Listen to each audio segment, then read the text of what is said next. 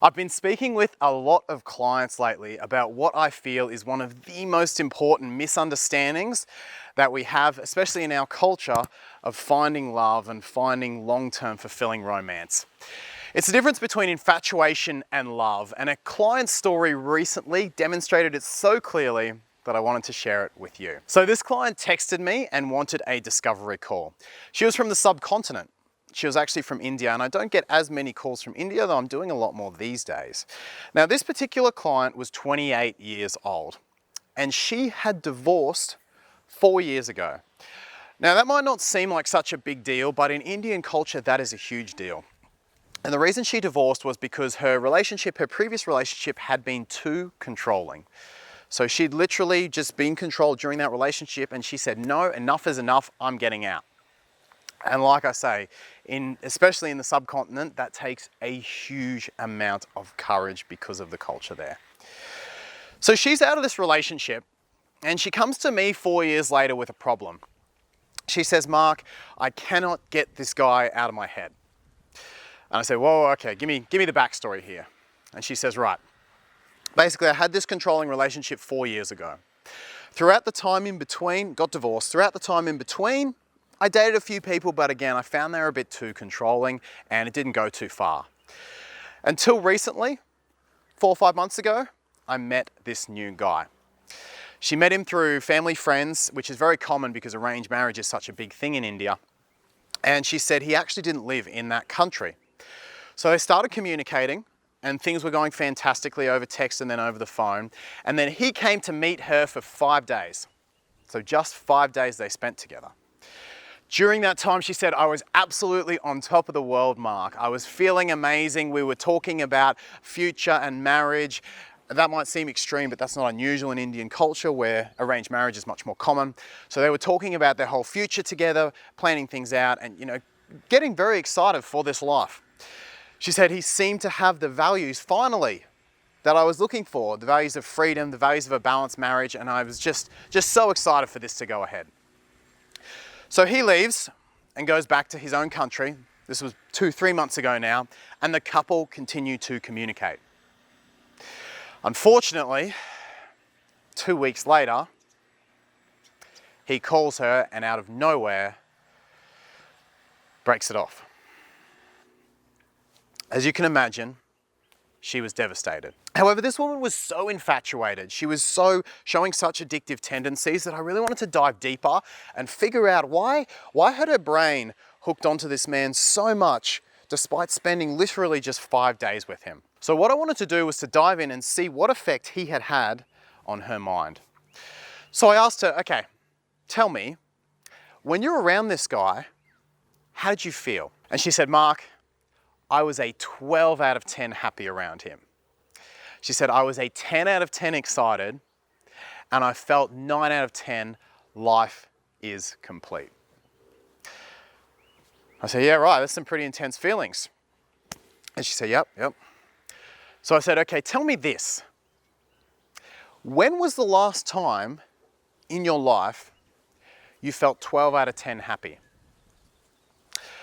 She said, thought about it, and she said, Mark, it was 9 years ago when my first husband proposed. I said, what about 10 out of 10 excited? When was the last time you felt 10 out of 10 excited?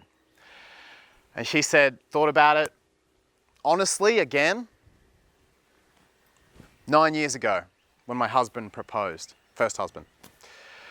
I said, okay, and what about 9 out of 10, life is complete? When was the last time you had that feeling in your mind? And she thought about it, and she said, I'd say that was probably 8 years ago when I graduated my university degree. So in short, it had been 8, 9, even 10 years since she had accessed these feelings. You see, we're raised that we should only feel certain ways under certain circumstances. For example, crazy excited. When you see people running around cheering, screaming with excitement, it's usually because their sports team has won. That's the only circumstance where everyone does that and it's considered culturally normal.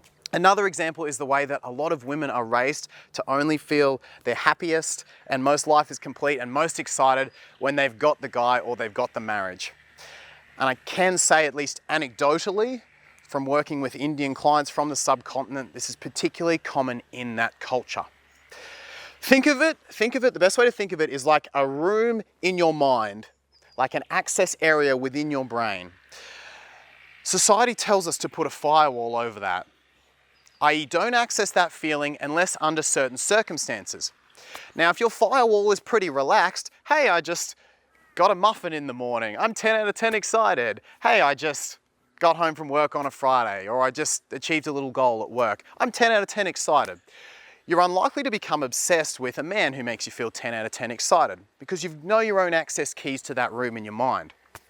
However, if there's a certain feeling that has a very high firewall that you don't access, then the next external trigger that comes along and triggers it and gives you a password, you're more likely to become infatuated with. Whether it's a powder, a pill, or a person, if there's certain feelings that your brain doesn't know how to access or has shamed from accessing, then it's going to become obsessed with any external trigger that comes along and opens that room, opens that feeling, brings down that wall. And this is why in this case, this was such a clear example of infatuation and such an extreme one. Because under these particular cultural conditions, this woman had been trained that you don't feel this way unless this very specific set of circumstances happens, i.e. married, planned, life is complete, blah, blah, blah. So what happens? Of course, it doesn't matter whether it's an external drug or an internal drug. Her mind goes, the man is the only way to access that room. And that's why she had such a devastating fallout when she left, because he was a walking, talking password to access that room that unfortunately she didn't know how to access. As a coach, one of my jobs was to help her access that for herself and feel more complete, like she could get those feelings without that particular external trigger. So this is something I've also had to work on in myself, and it's something I help many clients work through. This was just the cleanest example to show that if there's a feeling that your brain doesn't know how to unlock for itself, the rarer that feeling is and the rarer the external trigger is, the more you'll become infatuated with that thing that you perceive gives you that feeling. So if I find myself infatuated, which I have in the past, I always go, what feeling have I forgotten how to feel, or shamed in myself, or just not had access to, that she has lit up in me?